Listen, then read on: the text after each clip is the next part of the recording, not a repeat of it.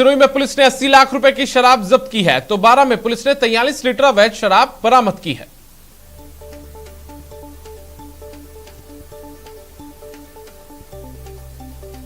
तो आपको बताएं कि पुलिस की बड़ी कार्रवाई देखने को मिली है, और वो भी सिरोही जिले के अंदर, जहां पर 80 लाख रुपए की शराब को जब्त किया गया है। वहीं बारां के अंदर पुलिस ने 43 लीटर अवैध शराब बरामद की है। तो अवैध रूप से शराब को लेकर पुलिस की कार्रवाई लगातार जारी है। बारां और सिरोही के अंदर पुलिस ने बड़ी कार्रवाई को अंजाम दिया है। तो सिरोही से बड़ी खबर है, जहां पर उडवारिया टोल पर बड़ी कार्रवाई हुई है। हरियाणा में बनी 80 लाख रुपए की शराब को सिरोही पुलिस ने जब्त किया है। ट्रक के कंटेनर में छुपा रखी थी ये शराब, गुजरात भेजी जा रही थी ये शराब। आपको बता दें कि लगातार इतनी कार्रवाई के बाद भी सिरोही जिला आबकारी विभाग अभी अनभिज्ञ बना हुआ है। सिरोही आबकारी विभाग दिन की बात की जाए तो पिछले कई महीनों से अभी तक सिरोही आबकारी विभाग विंग ने एक भी कार्रवाई अवैध शराब को लेकर नहीं की है। सिरोही आबकारी विभाग कुंभकर्ण की नींद सोता हुआ नजर आ रहा है, क्योंकि इतनी कार्रवाई के बाद भी आज तक कार्रवाई के नाम पर आबकारी अधिकारी कर्मचारी नहीं होने का ढिंडोरा पीटते नजर आते हैं। माना जाता है कि आबकारी विभाग की लापरवाही से भी अवैध माफियाओं के हौसले बुलंद हैं।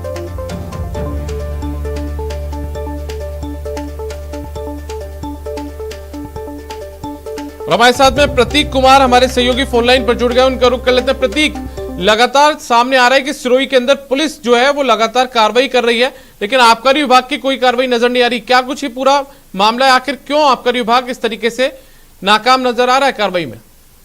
जी बिल्कुल दीपक, बताना चाहूंगा कि मामला जो है सिरोही के उडवारिया टोल प्लाजा पर है। मुखबिर की सूचना पर हरियाणा के करनाल से लाई गई शराब जो है गुजरात पास जा रही थी।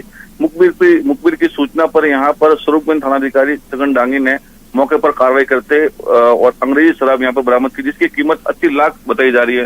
लेकिन वहीं अगर आबकारी विभाग की बात की जाए तो आबकारी विभाग अपनी नाकामी का ढिंडोरा पीटते हुए नजर आ रहा है। यहाँ पर बताया जा रहा है कि आबकारी में कर्मचारियों की कमी होने के कारण यानी कि ऐसा बेतुका बयान यहाँ के अधिकारी देते हुए साफ तौर से नजर आ रहा है, क्योंकि हमारे पास में कर्मचारी नहीं है जिससे कार्रवाई हम नहीं कर पा रहे हैं।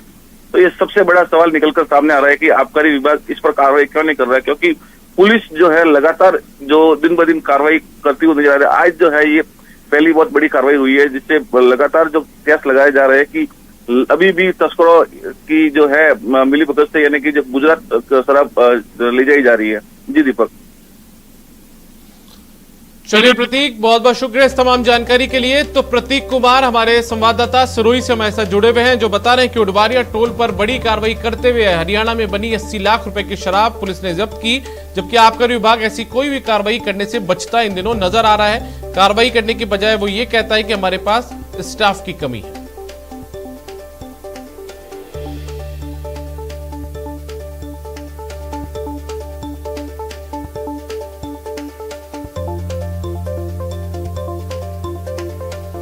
दिल्ली दौरे पर PCC chief Govind Singh Dotasra. PCC chief Dotasra ने दिया है बयान कि प्रदेश कांग्रेस में कोई नाराजगी नहीं है, सचिन पायलट भी नाराज नहीं है।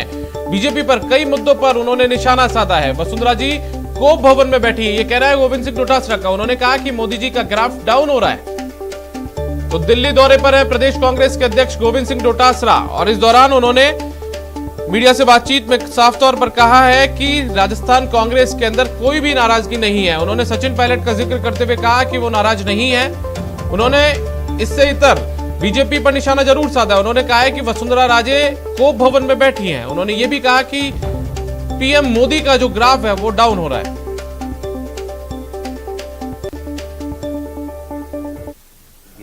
सब बिल्कुल खुश हैं। कल हमने वहाँ पर महंगाई के खिलाफ धरना दिया था, और दिल्ली उनका घर है बेसिक, तो आने में क्या बुराई हो, तो आते रहते हैं दिल्ली। मैं मंगलोर जाऊंगा। काजी निजामुद्दीन जी जो हमारे आईसीसी सेक्रेटरी हैं, मेरे मित्र हैं, उनकी मदर एक्सपायर होगी, तो मैं शोक प्रकट करने के लिए उनके पास जा रहा हूँ। बाकी से मुलाकात भी होगी आज आप वरिष्ठ नेता से?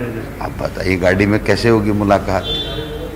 जब आया ही मैं उत्तराखंड के लिए हूँ, तो वैसे जिस तरीके से अगर हम बात करें, जितिन प्रसाद हो, ज्योतिराज सिंधिया हो, जो यंग लीडर है कांग्रेस छोड़ के जा रहे हैं, वहीं पे जितिन जैसे बीजेपी में गए, राजस्थान की पॉलिटिक्स में भी हलचल मचा। पायलट यहाँ पे आए हुए हैं, क्या वो भी किसी से मिल रहे हैं? पायलट हमारे नेता हैं, पूर्व प्रदेश अध्यक्ष हैं, कांग्रेस के दमदार नेता हैं। कहीं दिक्कत वाली बात कांग्रेस में है ही नहीं। ये प्रश्न कैसे उठ रहे हैं? रवा सवाल छोड़ने जाने का, तो ये वापस मोकल राय आज टीएमसी में गए, बीजेपी छोड़ के गए, और योगी आदित्यनाथ जिस प्रकार से नाराजगी प्रकट करके कल गए, वसुंधरा जी को भवन में बैठी है नाराजगी करके। तो आप दूसरी पार्टियों की देखिए, अब 7 साल हो गए, मोदी जी का कुशासन हमने बहुत झेल लिया।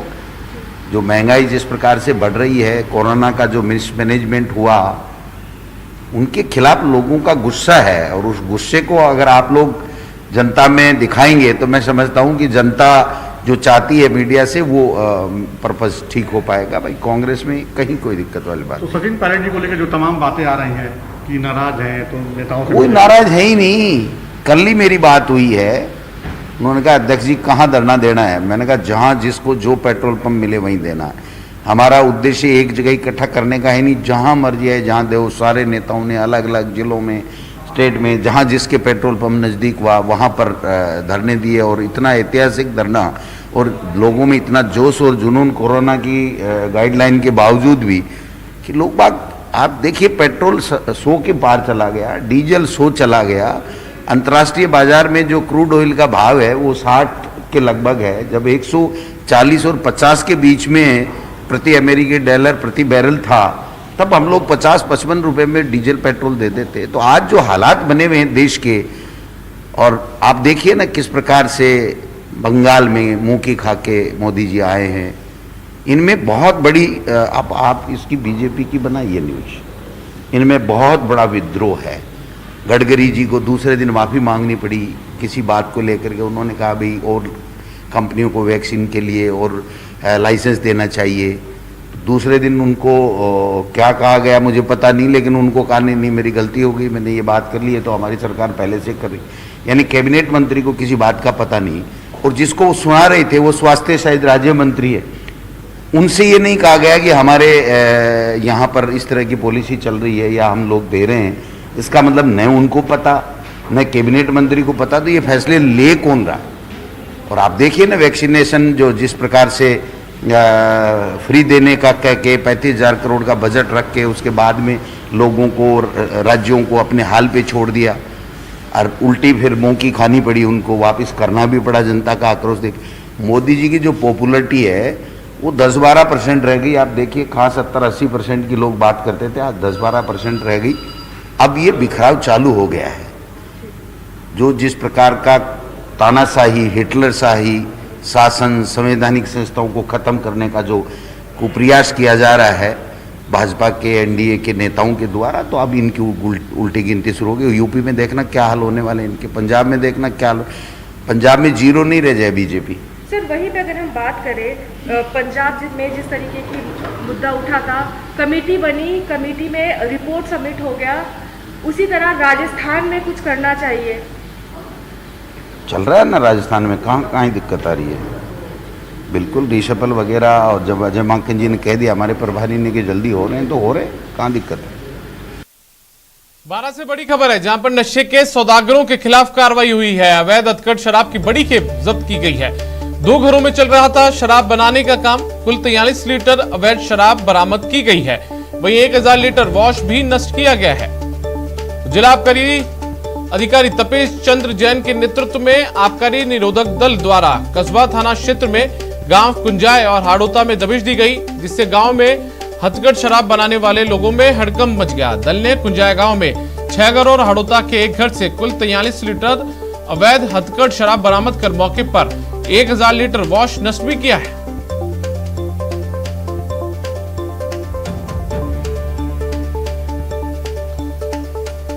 तो 12 में भी अवैध शराब के खिलाफ कार्रवाई की गई है, और ये कार्रवाई आबकारी विभाग द्वारा की गई है।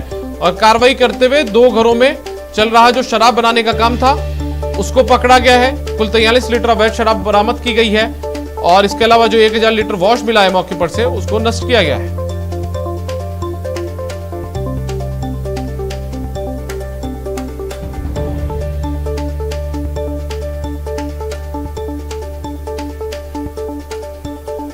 हमारे साथ में विपिन तिवारी जुड़ गए हमारे संवाददाता 12 से, उनका रुख कर लेते हैं। विपिन, क्या कुछ ज्यादा जानकारी इस पूरे मामले में? बिल्कुल दीपक, बताना चाहूंगा पूरे बारां जिले में जो है हथकढ़ शराब का व्यापार लगातार हावी है। गांव-गांव में जो है वो हथकढ़ शराब के मामले सामने आ रहे हैं, जिसी को देखते हुए आबकारी विभाग ने एक दल बनाया और दल बना के जो है जिला आबकारी अधिकारी के नेतृत्व में छापामारी है। ये शाहबाद क्षेत्र के पास में है, कस्बा थाना, जहां पर छापामारी हुई थी।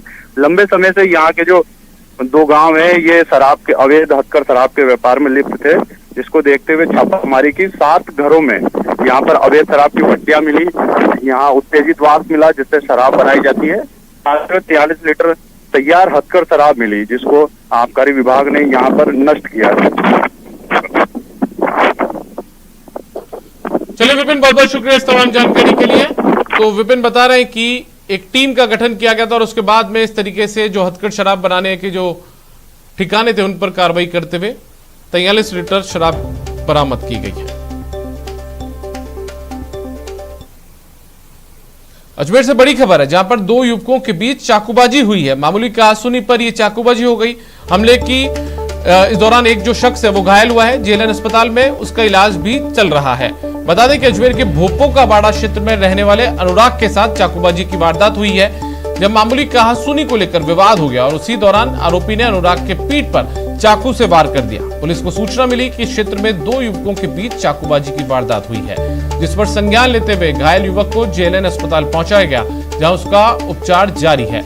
आरोपी भी घायल के पड़ोस में रहने वाला युवक है, जिसका नाम कोच बताया जा रहा है। वह मौके से फरार हो गया। पुलिस ने मुकदमा दर्ज कर पड़ताल शुरू कर दी है।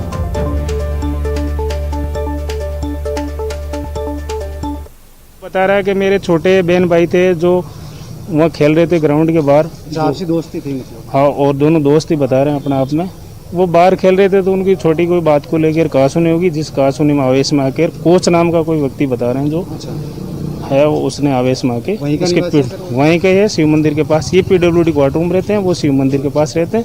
इसने आवेश में आके और इसकी पीठ के पीछे चाकू घोंप दिया। नहीं, अभी तो इलाजरत है और बाद इलाज के जैसे ही होंगे तो ये कंप्लेंट देंगे। अभी तो तेरी वहीं चूरू के सरदारशहर में पैसे के लेन देन को लेकर 2 पक्षों में संग्राम हो गया। दोनों तरफ से जमकर लाठीभाटा जंग हुई। इतना ही नहीं, दोनों पक्षों के लोग जीप ट्रैक्टर चलाकर एक दूसरे को कुचलने का प्रयास भी करते दिखे। अचानक हुए घटनाक्रम के चलते गांव में अफरा तफरी मच गई। वहीं इस मंजर का किसी ने वीडियो बनाकर सोशल मीडिया पर वायरल कर दिया। सरदारशहर पुलिस को सूचना मिलने के बाद मौके पर पुलिस पहुंची और पुलिस ने 6 लोगों को शांतिभंग में गिरफ्तार किया है। वायरल वीडियो में मौत का मंजर साफ तौर पर देखा जा सकता है, जब दोनों पक्ष के लोग एक दूसरे की जान के दुश्मन बनकर पिकअप और ट्रैक्टर एक दूसरे पर चढ़ाकर हमला कर रहे हैं। बादा सरोतरादा गांव में झगड़ा हो रहा है और गाड़ियों से लड़ रहे हैं। तब मैं व संतोष जी एएसआई हैं, मैं स्टाफ के मौका पर पहुंचे। मौका पर काफ़ी लोग एकत्रित थे। पुलिस टीम को भी देखकर काफ़ी आक्रोश था। वह लड़ाई झगड़े पर उतारू थे।